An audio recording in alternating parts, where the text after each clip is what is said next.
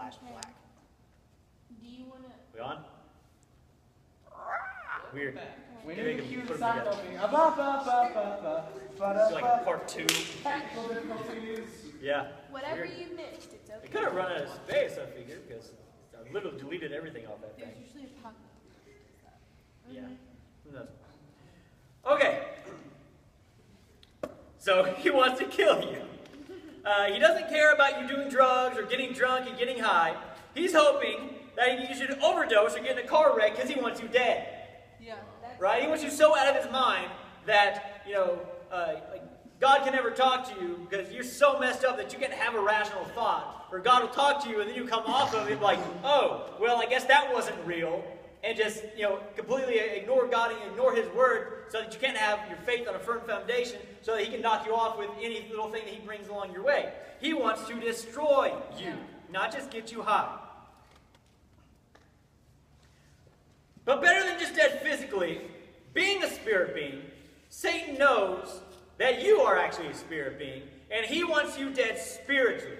He doesn't care about you fornicating or being sexually confused or lying or cheating or stealing. He's hoping that he can condemn you so much, get you so condemned by all the stuff you do and all the mistakes you make, that he can keep you from going to God. Wow. So that he can destroy you.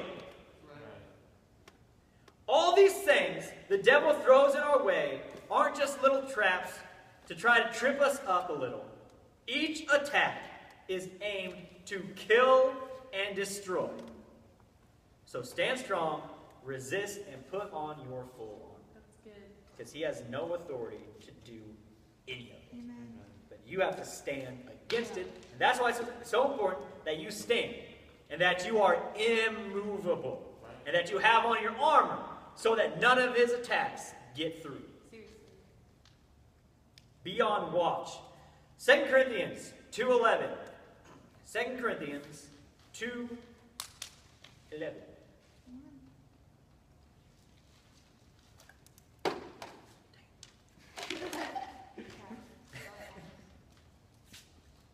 was foolproof and I failed. Lest Satan should take advantage of us, for we are not ignorant of his devices. Hallelujah! This is some good news. Seriously. This is some good news. What this is saying is, what Satan's doing, his plan, his agenda, his tactics, you know them. Mm-hmm. You know what they are.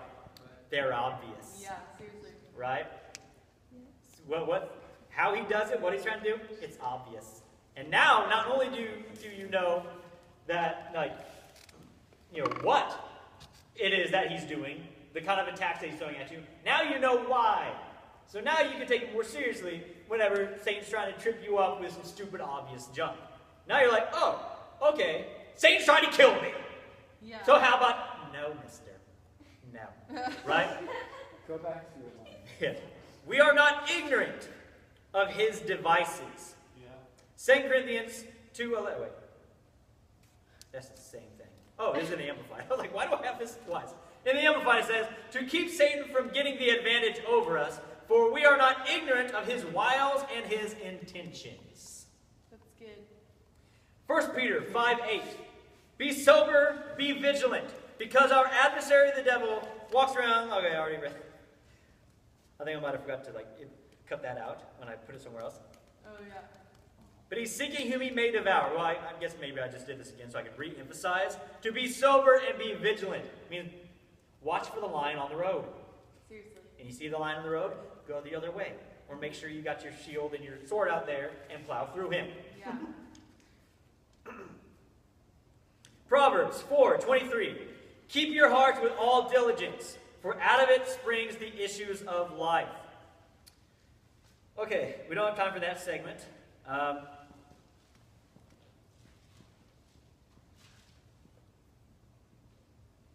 I was going to go through the part where, Jesus is about to start his ministry and he goes out into the wilderness to fast for 40 days. And on the 40th day, when Jesus is at his physically weakest, Satan shows up. He's like, all right, maybe now I got a chance. Last day, last chance. He goes out there and tries to tempt him. And, any of you know this segment? Anybody knows Anybody read this? Knows what goes down here? Yeah. What does Jesus do every time Satan tries to throw something at him? He quotes the Bible. He quotes the word, which is the rock, the foundation, and the sword of the Spirit. So Jesus is armed, right? Satan's trying to come at him, trying to tempt him and whatnot. And, I mean, Jesus is physically weak, right? I mean, it's been 40 days, like, no food and stuff, right? Like physically, that's rough, right? So now, physically, you got some negative circumstances going on. Now, Satan is trying to throw all this stuff at him. And Jesus is like, okay, boom, spit the word back. Boom, spit the word back. Boom, spit the word back. Just like the two-edged sword, remember? God speaks it, and then you speak it. In this case, God is just speaking it twice. Right. Satan must have been freaking out. It's like, God, I'm smoking. Now God right here speaking it back to my face again. And then after that, Satan just skedaddled, right? Which goes into James 4:7. Therefore, submit to God. Resist the devil, and he will flee from you. Yeah. And on that note, let's talk a little bit about where we stand. The foundation by which we stand and the authority by which we stand there. Matthew 28:18. And Jesus came and spoke to them, saying, all authority has been given to me in heaven and on earth. So remember how we talked about how Satan was the god of the earth? Well, Jesus went to hell, beat Satan up, preached freedom to the captives, took the keys, and walked on out of that place, right? So now Jesus holds all authority on heaven and earth. Yeah. Death, hell, and the grave, in other translations, it says that he's got the keys, right? Yeah. And then, obviously, we know here at the end, when Jesus is about to leave, what's he say to his disciples? It has to do something. I feel like all the people who are here know it very well. It's like a two-letter word. Said. That's where somebody speaks of. Go! Right? That's where we get Go Ministries from. So what is that? That is a commission, right? That is a command by God, and with the command and with the commission gives the authority, right? Yeah. So basically that's saying all authority on heaven and earth has been given to me. All of this authority that Satan had is mine. Now go. And then Jesus went back up to heaven and he's like, all right, we're doing this together, but you're here, so you're doing it. So what does that mean? We have the authority over Satan once again. Come on. So he's got no jurisdiction.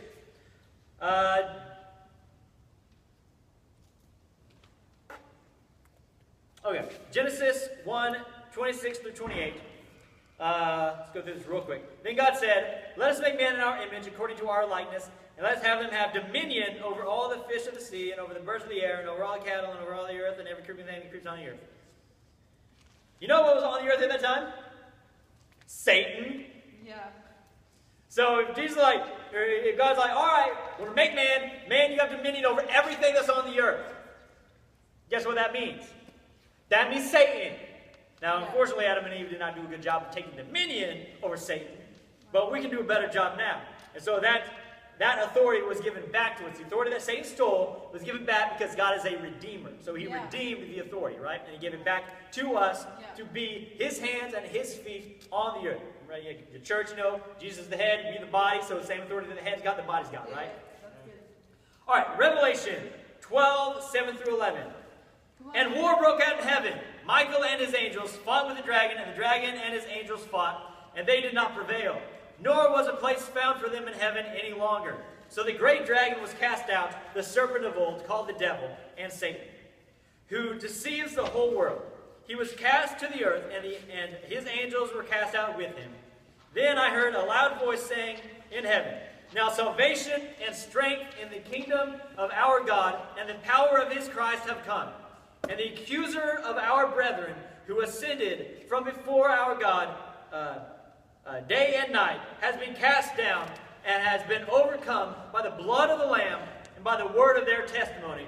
And they did not love their lives to the death. So what does it say, guys? Something's going to happen in the future. Satan going to, try one last attack, right? He won't get whooped. He won't get cast down. And then, you have this awesome proclamation here at the end. But what's it saying? One, this makes a good identity point here for another identity point of Satan, is that he is the accuser of the brethren. So one of the things that Satan is doing in his attack to try to destroy you is he's trying to accuse you.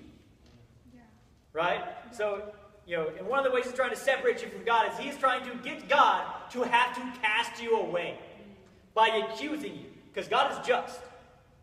God is just, and God will punish sin. So what is Satan doing? He's trying to go before God with your sin. He's trying to accuse you for everything you do. Yeah. Day and night, he's over there accusing you. But how do we overcome? By the blood of the Lamb and the word of our testimony. The blood has abolished our sin. And our testimony is that we are with Christ, that we are his.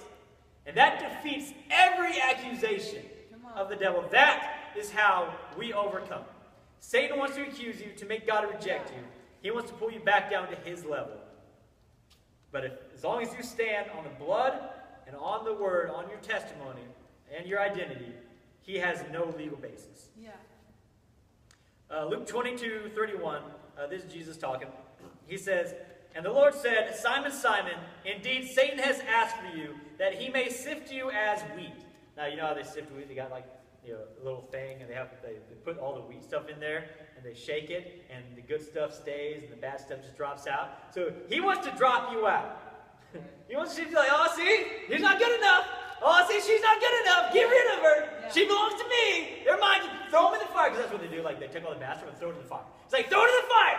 Send them to hell. They're mine. So Jesus, like, he's trying to sift you. And then Jesus says, "I won't let him. I won't let him. We're good." Revelation 12. I already read that. That's part of what I read last time. Okay. Okay, so let's finish here in Romans 8:31 through 36 and 38 through 39. Did this miss one? I think I missed 37 somehow. Romans 8, 31 through 39. Oh, wait, yeah. I think somehow pasting got messed up here. Let's just go there in the Bible.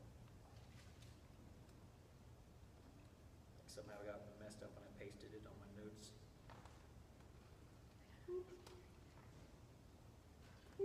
Romans 8:31. Where is it?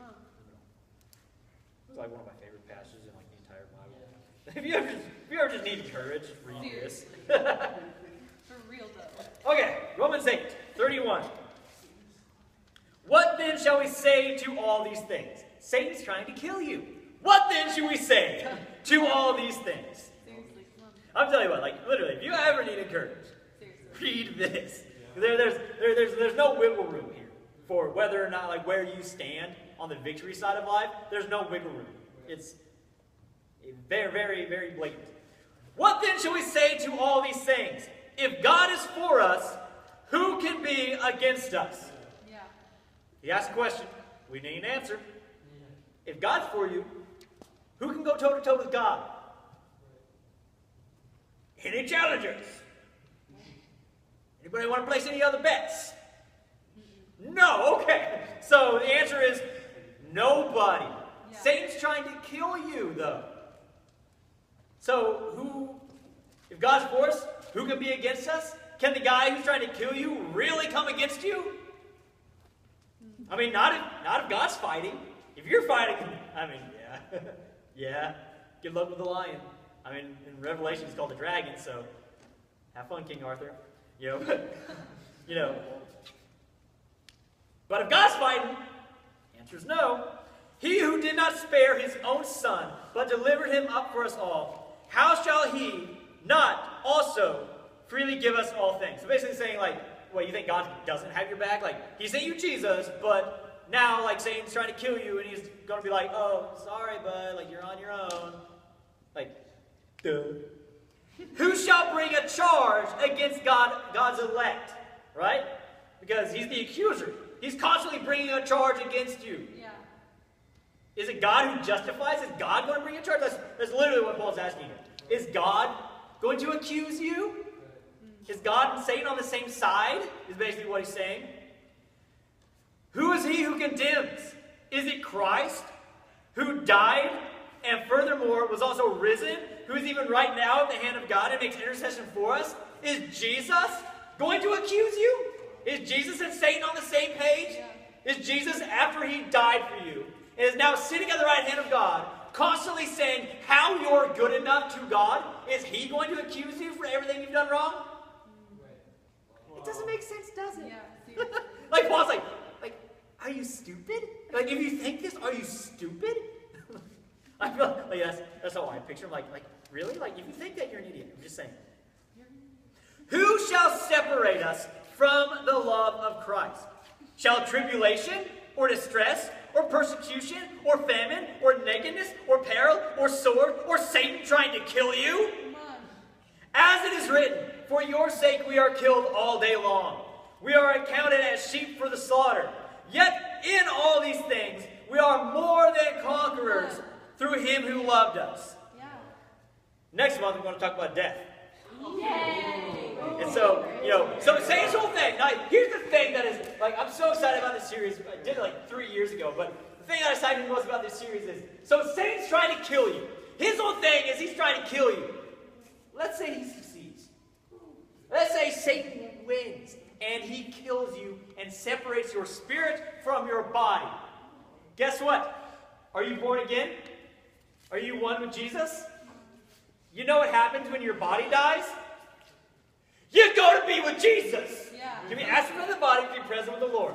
Yeah. So, there's literally no way he can win Yeah. against him.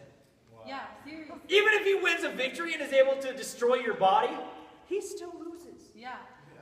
It's foolproof. Yeah, seriously. God